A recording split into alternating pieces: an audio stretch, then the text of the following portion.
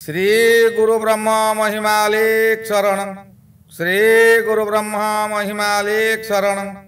श्री गुरु ब्रह्मा महिमालेक शरण।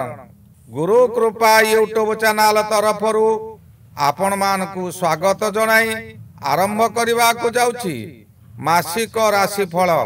एही राशिफल आरंभ करने पूर्वरु आपण मानकु मोर विशेष अनुरोध, जो माने प्रथम करी आमर एही चैनल को आसिछंती से माने गोटिए सब्सक्राइब करंतु और पाखरे आसुथिबा बेल आइकन को दबाई दियंतु, जहा द्वारा कि आमर जेउ समय रे वीडियो अपलोड हेबो सर्वप्रथमे आपणक पाखरे पहुंची पारिबो। आपण मानको यही ठारे मु कहि रखुची, जेउ मानकर विवाह विलंब हेलानी, बहु चेष्टा करी सेमानकर विवाह होई पारु नाही, किंबा कौनसी ठारे आपण चाकरी करी मध्य हैरान हेउछंती, चाकरी सकाशे आपण बारंबार चेष्टा करी मध्य फेल हेउछंती, सेमानकर जन्म तारीख, जन्म समय और जन्म स्थान निम्न रे जेउ मेल आईडी दिया जाइछि सेई मेल आईडी रे ताहा प्रेरण करंतु। आम्बे ताहा गणना करी आपण मानको जणाई देबो। आसंतु एबे जानिबा 2025 मसिया अक्टोबर मासरे मिथुन राशिर मासिक राशिफल। एही मिथुन राशि राशि चक्रर तृतीय राशि। यह 60 डिग्री ठारू 90 डिग्री मध्य अवस्थित। मिथुन राशि 3 गोटी नक्षत्र को नहीं गठित, 2 गोटी देवगण और गोटे नरगण। यही राशिर अधिपति बुध और राहुंकर स्व उच्च स्थान। घातबार सोमवार, घात चंद्र कुंभचंद्र, घात तिथि अष्टमी तिथि और घात नक्षत्र स्वाति नक्षत्र। मिथुन राशिर अधिपति बुध ग्रह होइथिबा स्थले राहु ग्रहर निज गृह। एई दुई ग्रह मिथुन राशि सकाशे अशुभ रे अछंती। एणु मिथुन राशि चलित मास सामान्य सामान्य कथारे उत्तेजित होइजिबे, सर्वदा चिड़ीचिड़ा होई रहिबे, मन तांकर विचलित हेबो, कौनसी कथारे मन लागिबो नाही, मानसिक स्थिति सेमानंकर बिगिड़ी जीव, स्वास्थ्य हानि हेबार अधिक संभावना अछि। पंचम स्थान जेहेतु ज्ञान स्थान और बुध ज्ञानर ग्रह, एणु आपण को सामान्य कथारे उत्तेजित करी अज्ञानी करी देव। परिवार मध्यरे स्वामी स्त्री मध्यरे कलह होई पारे। पंचम स्थान मध्य संतान स्थान होइथिबारु संतान माने आपणक कथा को अमान्य करिवे, निज इच्छा अनुजाई सेमाने कार्य करिवे। आपणकर मान सम्मान सबु चली जीव। एही सबु मासर 24 तारीख पर्यंत चलिबो। मिथुन गृहर अन्य मालिक हेउचंती राहु। राहु ग्रह एही समय रे अशुभ फल देबे। यार मुख्य कारण हैला, जेउ समय रे राहु नवम रे थिबे तांकर पाप दृष्टि राशि उपरे ओ राशिर संतान गृह को मध्य दृष्टि देउचंती। परिवार गृह को और शज्या गृह को दृष्टि मध्य रखि थांती। राशि को जदि राहु अशुभ थिबे तेबे ताहा अशुभ फल मिले। धन गृह को दृष्टि थिबारु एही समय रे अजथारे आपणकर बहु धन हानि हेबो। परिवार मध्यरे सदस्य मानकर स्वास्थ्य हानि हेबो। आपण विचलित होई जिबे। आवश्यक धन हातरे नथिबारु आपण खर्च करि पारिबे नाही। जहा किछि खर्च करिवे ताहा कामरे आसीबो नाही।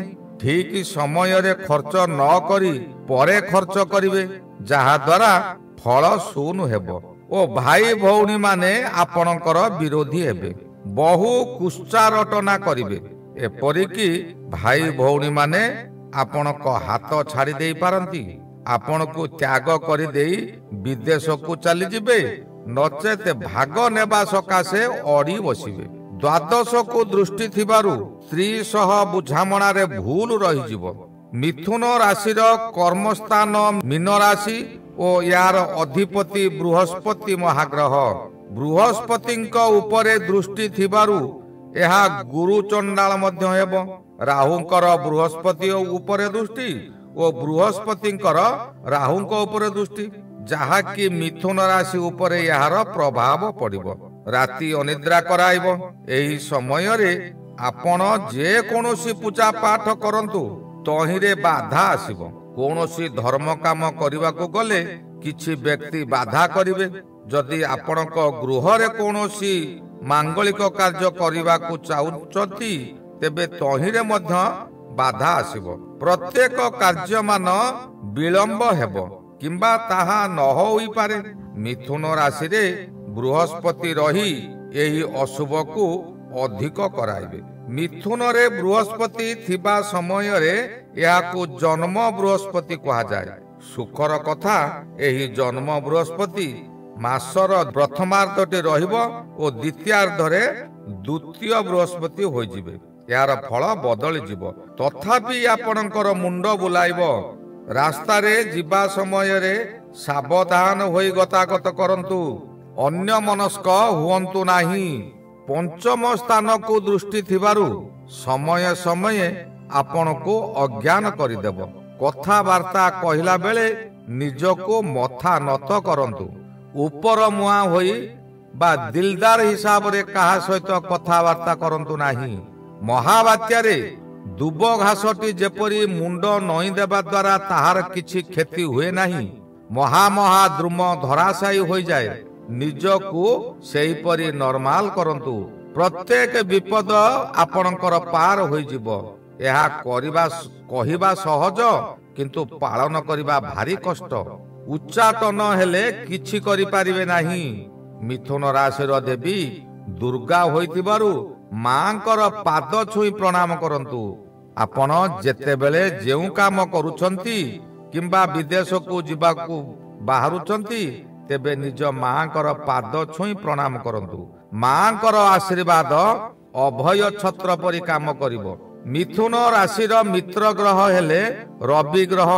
ଏ ମାସ ଆରମ୍ଭରୁ ଚତୁର୍ଥରେ ଅଛନ୍ତି। ଚତୁର୍ଥ ରବି ଭ୍ରମଣ ସମୟରେ ବିଭିନ୍ନ ସମସ୍ୟା ମାନ ମୁଣ୍ଡ ଟେକିବ। ପୂର୍ବରୁ ସବୁ ଠିକ ଠାକ ଯେଉଁ କାର୍ଯ୍ୟ ଚାଲୁଥିଲା ଏବେ ହଠାତ୍ ପରିବର୍ତ୍ତନ ହୋଇଯିବ। ଚାକିରି କରୁଥିବା ବ୍ୟକ୍ତି ମାନଙ୍କର ଚାକିରି ଚାଲି ଯାଇପାରେ। ଆର୍ଥିକ ଅନାଟନ ମଧ୍ୟରେ ଗତି କରୁଥିବା ସମୟରେ ମାତା କିମ୍ବା ସ୍ତ୍ରୀଙ୍କର ଶରୀର ଅସୁସ୍ଥ ଅଧିକ ହେବ, ଆପଣଙ୍କୁ ବିଚଳିତ କରିଦେବ। ବାଧ୍ୟ ହୋଇ ଆପଣ ଋଣ କିମ୍ବା ଧାର କରିବାକୁ ବାଧ୍ୟ ହେବେ। ଯେଉଁ କାର୍ଯ୍ୟମାନ ସହଜରେ ହୋଇଯାଉଥିଲା ତାହା ହୋଇପାରିବ ନାହିଁ, ବିଳମ୍ବରେ ହେବ। ବନ୍ଧୁ ବାନ୍ଧବ ସାଙ୍ଗସାଥୀ ସମସ୍ତେ ଆପଣଙ୍କୁ ବିରୋଧ କରିବେ। ଗୃହରେ କୌଣସି ମାଙ୍ଗଳିକ କାର୍ଯ୍ୟ କରାଇଦେବେ ନାହିଁ, ଯାହାଦ୍ୱାରା ଠିକ କାର୍ଯ୍ୟ କରି ନିନ୍ଦା ପାଇବେ। ମଥା ବିଚଳିତ କାରଣରୁ କାହାରି ସହିତ ଗଣ୍ଡଗୋଳ ହୋଇପାରେ। ମାସର 17 ତାରିଖ ଠାରୁ ରବି ପଞ୍ଚମକୁ ଯାଇ ଆପଣଙ୍କ ବିପକ୍ଷବାଦୀ ସୃଷ୍ଟି କରିବ। ଆପଣଙ୍କ ବିପକ୍ଷରେ ସମସ୍ତେ ବାହାରିବେ। ଆପଣଙ୍କୁ କାଠଗଡା ପର୍ଯ୍ୟନ୍ତ ଯିବାକୁ ପଡିବ। ଜ୍ଞାନ ହରା ହୋଇଯିବେ। ଏହି ସମୟରେ ନୀରବ ରହିବା ସବୁଠାରୁ ଶ୍ରେୟସ୍କର ହେବ। ପ୍ରତିଦିନ ପ୍ରାତ ସମୟରୁ ଶଯ୍ୟା ତ୍ୟାଗ କରିବେ। ଆକାଶରେ ଯେତେବେଳେ ତାରା ଥିବ ଓ ରାତି ପାହି ନଥିବ, ଅର୍ଥାତ୍ ସୂର୍ଯ୍ୟ ଉଦୟ ହୋଇ ନଥିବେ, ସେହି ସମୟରେ କୂପ ଜଳ, ପୋଖରୀ ଜଳ କିମ୍ବା ନଦୀ ଜଳରେ ସ୍ନାନ କରି ଶୁଦ୍ଧ ଗୈରିକ ବସ୍ତ୍ର ପରିଧାନ କରି ପରମ ବ୍ରହ୍ମ ଅଲେଖ ଗୋସାଇଙ୍କ ଉଦ୍ଦେଶ୍ୟରେ ପୂର୍ବମୁଖା ହୋଇ ମଥା ଭୂମିରେ ଲଗାଇ ମୁଣ୍ଡିଆଟିଏ ମାରନ୍ତୁ। ସମସ୍ତ ବିପଦର ମୁକାବିଲା କରିବା ସକାଶେ ଆପଣଙ୍କୁ ଶକ୍ତି ମିଳିଯିବ। ଯେଉଁମାନେ ପିତାମାତାଙ୍କୁ ଦେବତା ଭଳି ଭାବନ୍ତି ତାଙ୍କର କୌଣସି ବିପଦ ପଡ଼ିବ ନାହିଁ। ମଙ୍ଗଳ ଗ୍ରହ ଏହି ସମୟରେ ମିଥୁନ ରାଶି ସକାଶେ ପଞ୍ଚମରେ ଅଛନ୍ତି। ପଞ୍ଚମ ମଙ୍ଗଳ ନିଜ ରାଶି ମେଷ ଠାରୁ ସପ୍ତମ ହେତୁ ଅସ୍ତ ଅଛନ୍ତି, ଅର୍ଥାତ୍ ତୁଳା ଘରେ ଅସ୍ତ ଅଧିକ ଅଶୁଭ ଫଳ ଦେବା କଥା, ତାହା ମାସର ପ୍ରଥମାର୍ଦ୍ଧ ଦେଇପାରିବେ ନାହିଁ। ଏହାର ମୁଖ୍ୟ କାରଣ बृहस्पतिंकर पंचम दृष्टि मंगल उपरे रही गुरु मांगल्य योग सृष्टि होउछि। गुरु मांगल्य थिबा समय रे आपणकर अज्ञानता कमाई देब। किछिटा शुभ किछिटा अशुभ मिलिबो। शनि ग्रह दशम रे भ्रमण करूछंती। दशम गृह हेला कर्म गृह। एही गृहर मालिक शुक्र ओ बृहस्पति देवगुरु ओ दैत्यगुरु। देवगुरु दैत्यगुरु उभयंक गृह रे न्यायर देवता शनि ग्रह विराजमान करिछंती। एही शनि एबे बृहस्पतिंक नक्षत्र रे थाई बृहस्पतिंक गृह रे एणु मिथुन राशि सकाशे शनि अधिक अशुभ करिवे नाही। जेउ माने न्याय रे रहितिबे शनि तांक पाखरे छाई परि रही प्रत्येक विपदरु रक्षा करिवे। आपणकर मर्यादा कोनोसिटारे हानि कराइब नाही। विभिन्न दिग बुलाइब। विभिन्न काम आनी पाखरे जुटाई देब पुणी छड़ाई नेब। तथापि आपणको अपदस्थ कराइब नाही। आपण एही समय रे मन निवेश करी प्रत्येक कार्य को करि चालंतु। अवश्य प्रथमे प्रथमे अल्प पारिश्रमिक मिलिबो किंतु पश्चाते उचित प्राप्य पाइबे। जहा एबे पाइबे ताहा असल मंजी पाइबे। आपणकर जहा धर्म परोक्षरे हेबो आपण कष्ट करंतु एही कष्टर फल धर्म आकार रे मिलिबो। शुक्र ग्रह चतुर्थ रे रही आपणक सपक्ष रे जीव। सबु कष्ट ओ सबु परिश्रम र फल शुक्र देबे। भाग्य लक्ष्मी आपणक हाथ रे आसी पहुंची जीव। जेपरी कृष्ण पक्ष अंधार परे शुक्ल पक्ष आसे जेपरी रात्रिर घन अंधकार परे दिवसर आनंद जगत जन पाइथांती सेही परी आपणक भाग्य आकाश रे नूतन सूर्य उदय हेबे। जेउ व्यक्ति माने आपणको नापसंद करी आपणक ठारू दूरेई जाइथिले सेमाने पुणी आपणक निकटको फेरी आसिबे।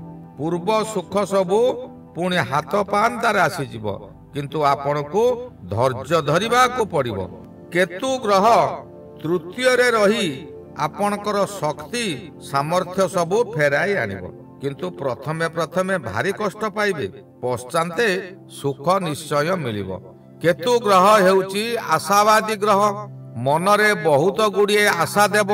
बहु स्थान को बहु बड़ बड़ आशा देखाई नहीं जीवो किंतु आपण जदि धर्म रे थिबे सत रे थिबे मन को जदि विचलित करू नथिबे तेबे जहा मिलिला तहिरे आपण खुशी हेबे।